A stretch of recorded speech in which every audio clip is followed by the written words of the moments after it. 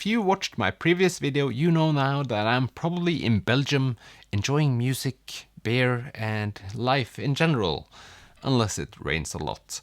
But that's where I am, and that means that this video is recorded like 4 days earlier than usual, if that means anything to you at all. I don't think it will affect this video. Might do, I will see. But I'm going to talk about the books I've read in June. And we'll start off with this one. It's The Guernsey Literary and Potato Peel Pie Society by Marianne Schaffer and Annie Barrows. This has been recommended to me by a lot of people in my real life. Like most of my book recommendation I get through you, and I do love that. But sometimes people talk to me in real life and recommend me books. It doesn't happen often, but 2 people have recommended me this book. So I was really curious, and I actually bought it last year while I was in Belgium together with Silja that made booktube videos earlier, and I did really like it. It's set in 1946, and then we meet this one author that is struggling to find what her next book is going to be about, and suddenly she stumbles upon this society and meets a bunch of new people, and all this is done through mail exchange and letters and all that, if there's a difference between those two. Anyway, it's really cozy, atmospheric, and I like the main character. She's kind of fierce. It sort of also gives me a perspective on the Second World War in a different way than usual, and yeah, I did enjoy it. It's not that big of a book, and it goes by quickly and entertaining and cozy. I think I saw somewhere that it's compared to Eat, Pray, Love. I don't know anything about Eat, Pray, Love, but I do have a lot of assumptions. This book fits in well with that picture, if that means anything to you at all. There you have it. Then I went for a book that has been recommended to me by a lot of you guys, and it's The Catcher in the Rye by J.D. Salinger. This might be the most controversial book in my comment section. At least it's the one that has most like upvotes and downvotes, I guess. Feels kind of outdated. The language is outdated in how the main character talks about people, but I don't often care that much about it. So it's about this young man that is struggling to find himself, and he opens up the book with talking directly to us, saying that he's going to explain to us what has happened to him. And I do like that trick, I guess. It's something that drags me in and makes me excited. But other than that, like, it was one of those typical 3 out of 5 star books. I didn't mind reading it, but it didn't excite me at all. At times I felt like I was a bit bored of hearing about his whining, I would call it. I do like having read this because it's one of those books that have been like that much debated, and it just feels like I'm a part of something else. And I have something to talk about when I meet people. So if you only read classics, a lot of people have more in common with you if you read classics than if you read other books. Mostly because there are so many more of the other books, I guess, if that made sense. Just rambling at this point. Then I decided to go for the sequel to A Court of Thorns and Roses by Sarah J. Maas. I have listened to these 2 on audiobook, and I do like the versions I'm listening to, so it makes it easy to just listen to the second book.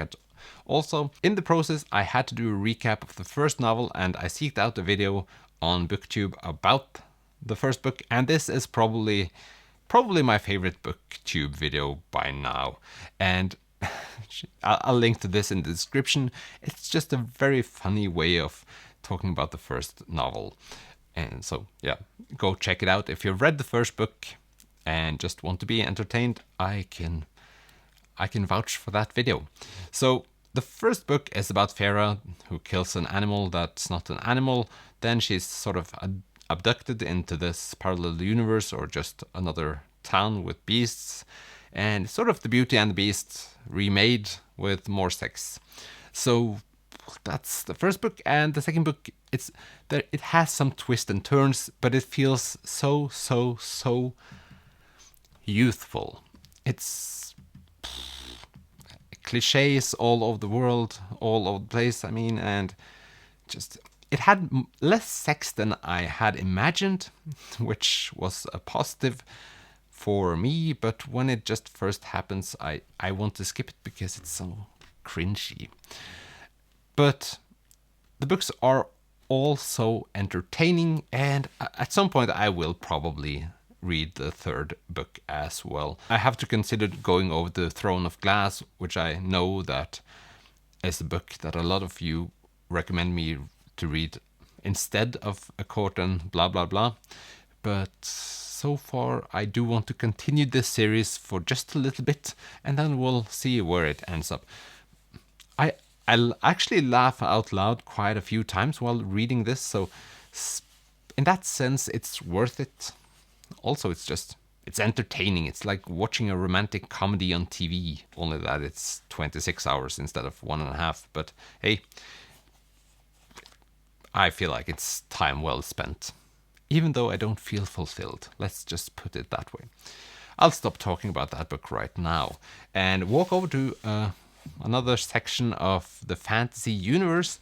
It's The Blade Itself by Joe Abercrombie. So this has been a contender for the fantasy books Øystein will read next for probably 3 years.